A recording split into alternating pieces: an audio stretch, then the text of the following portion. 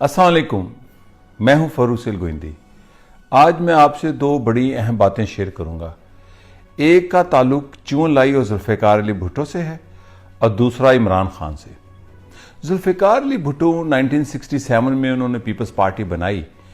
उनको उनकी पार्टी को तवक्को नहीं थी कि 20-25 से ज़्यादा सीटें वो लेंगे, लेकिन वो पाकिस्तान में एक मेजॉरिटी पार्टी बनी और 81 सीटें जीत कर वो पाकिस्तान में मगरबी पाकिस्तान के मकबूल लीडर बने। उनमें सिर्फ एक जागीरदार थे जो टिकट लेने में कामयाब हुए, अनवर अली नून, सरगोदा से उनका ताल्लुक था। बाकी सारे दरमियाने, छोटे दरमियाने तबके के और गरीब तबके के लोग थे। और इसी तरह सूबाई असम्बलियों में जुल्फ़िकार अली भुट्टो एक रेडिकल अवामी मंशूर के साथ इक़्तिदार में आए और वो इक़्तिदार था सोशलिज्म और ताकत का सरचश्मा अवाम, नेशनलाइजेशन, मजदूरों की इस्लाहात, किसानों को ज़मीन देना, तालीम मुफ्त करना, सेहत मुफ्त करना और सारी रियासत को एक अवामी रियासत बना देना, ये उनका मंशूर था। और दिलचस्प बात यह थी कि पाकिस्तान के सारे जागीरदार, पीर, वडेरे, कबायली सरदार और जो ऊपरी तबका था उनका मुखालिफ था। और इसी दौरान मैं आपसे एक बात बताता चाहूँ कि मुल्तान में एक शख्स था जो बहुत बड़े जागीरदार था, सादक हुसैन कुरैशी। उन्होंने जुल्फ़िकार अली भुट्टो पर कातलाना हमला भी करवाया अपने कारिंदों के जरिए।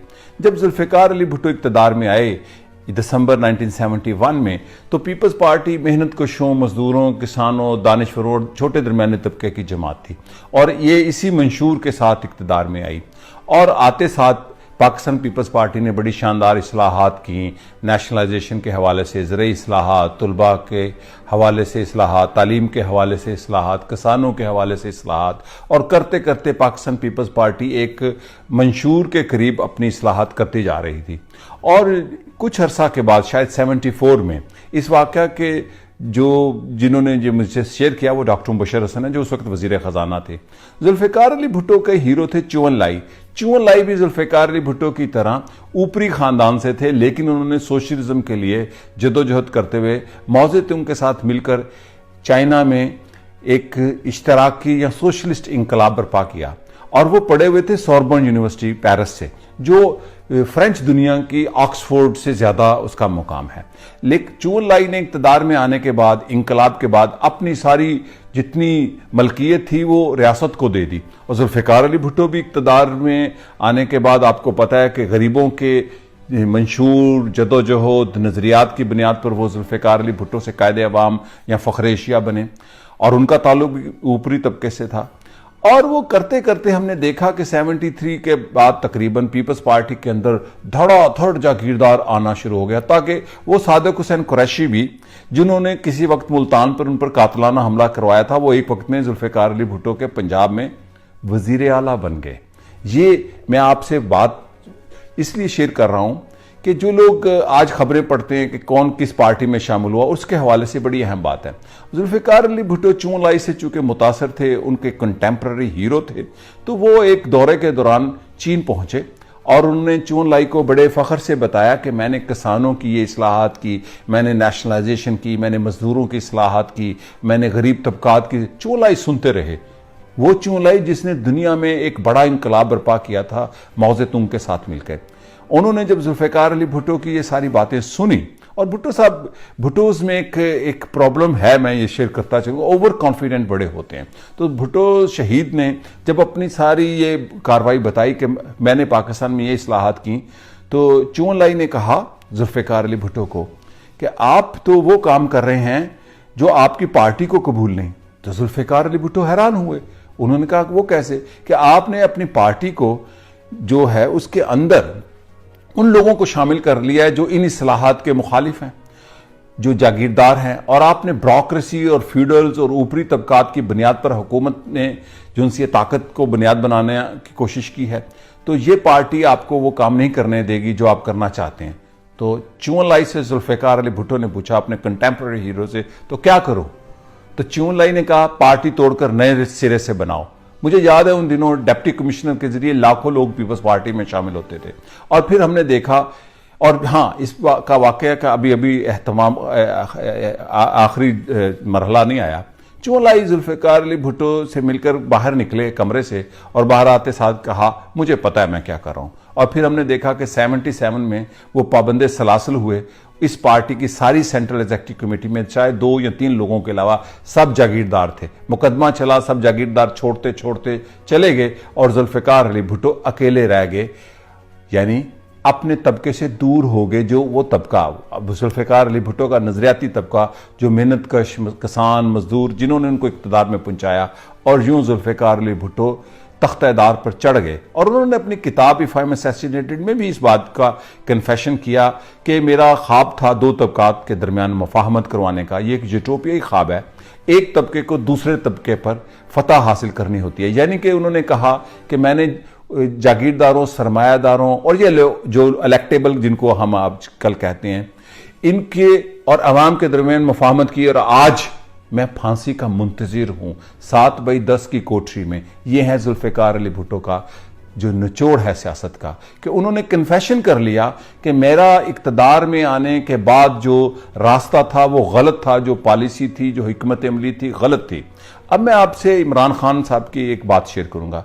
ये शायद 2010 की बात है, जमान पार्क में उन्हीं के घर हफीजुल्लाह नियाजी जो उनके बरादर निस्बती हैं, उन दिनों उनके साथ थे, आजकल उनके मुखालिफ हैं।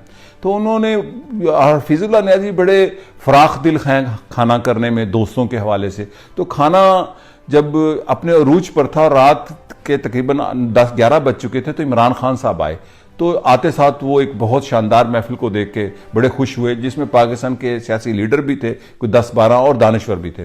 तो मैंने इमरान खान को ये कहा, 2010 की बात है, कि आपकी पार्टी बहुत पॉपुलर होती जाएगी, इतनी पॉपुलर कि आपको तसव्वुर नहीं। वो बड़े खुश हुए और मेरी उनसे तकरीबन वहां पर बहस के बाद एक उनके साथ एक कहना ना सख्त किस्म की बहस हो गई। मैंने उनको कहा आप पार्टी बनाएं, तो उन्होंने कहा पार्टी तो है। मैंने कहा नहीं, जब आपकी पार्टी पॉपुलर होगी तो आपकी पार्टी में वो लोग आएंगे जिनके खिलाफ आपने पार्टी बनाई। आपने स्टेटस को के खिलाफ पार्टी बनाई, आपने ऊपरी तबकात के खिलाफ पार्टी बनाई, आपने इन इलेक्टेबल लोगों के खिलाफ पार्टी बनाई, ये सारे आपकी पार्टी में होंगे। खैर एक पहलू तो बड़ा था खुशी का कि वो जब उन्होंने मेरे मुंह से ये सुना कि उनकी पाकिस्तान तहरीक इंसाफ पॉपुलर होगी, तो दूसरा पहलू उनको पसंद नहीं था। उन्होंने कहा नहीं, मैं सबको चुन कर लूंगा। मैंने कहा मेरा जो तजुर्बा है दुनिया में सियासी जमातों को जानने का, पढ़ने का, पार्टी को अगर डिसिप्लिन तरीके से पहले उसकी ऐसी फाउंडेशन ना रखी जाए कि जिनके खिलाफ वो पार्टी बनाई गई है तो वो पार्टी में आ जाते हैं। और आज हम देखते हैं कि पाकिस्तान तहरीक इंसाफ में जब कोई खोसा आता है, जब कोई नून आता है, जब कोई टिवाना आता है, जब कोई बड़ा सा गिलानी मखदूम आता है, तो मेरे लिए खबर नहीं है, ये मेन स्ट्रीम मीडिया पे चलती है जी, ब्रेकिंग न्यूज, फलां शख्स आ गया। पाकिस्तान तहरीक इंसाफ ने सब वो लोग शामिल कर लिए हैं जो पाकिस्तान में स्टेटस को रोकने के लिए, बरकरार रखने के लिए सियासत में आते हैं। पाकिस्तान तहरीक इंसाफ के कारकुनों ने जो पाकिस्तान तहरीक इंसाफ बनाई थी, जिनके खिलाफ आज वो सारे लोग इस पार्टी में शामिल हैं, ये इक़्तिदार में आएगी। और मैं इसी बात के हवाले से एक पुराना वाकया शेयर करूंगा। 97 में मेरे घर वो तशरीफ लाए, तो मैंने उस वक्त भी ये कहा, पहला इलेक्शन जब उन्होंने लड़ा, कि एक वक्त आएगा कि आप इस मुल्क के वजीर आजम होंगे और आप इन लोगों को पार्टी में भी शामिल कर लेंगे, क्योंकि आपके अंदर कंसिस्टेंसी का एक जज्बा है और ये जो कंसिस्टेंसी है ये आपको बहुत आगे ले जाएगी। लेकिन आप वजीर आजम भी बन सकते हैं, इस मुल्क के ताकतवर वजीर आजम भी बन सकते हैं, लेकिन बाद में इक़्तिदार जब खत्म हो जाएगा तो आप मुझे कहेंगे मेरे हाथ भी बंधे हुए थे, मेरे बाजू भी बंधे हुए थे, हत्ता कि मेरे लब भी सिले हुए थे। तो आज वो लोग जो पाकिस्तान तहरीक इंसाफ में थोड़ा थोड़ा आ रहे हैं, ये मुर्गे बादे नुमा जो हैं, ये वही लोग हैं जो जुल्फिकार अली भुट्टो के साथ 71 के बाद इक़्तिदार में के बाद शामिल हुए, फिर ज़ियाउल हक की मजलिस शूरा में शामिल हुए, फिर जुनेजो की पार्टी में शामिल हुए, फिर PMLQ में शामिल हुए, फिर PMLN में शामिल हुए, आज पाकिस्तान तहरीक इंसाफ में ये शामिल हो रहे हैं।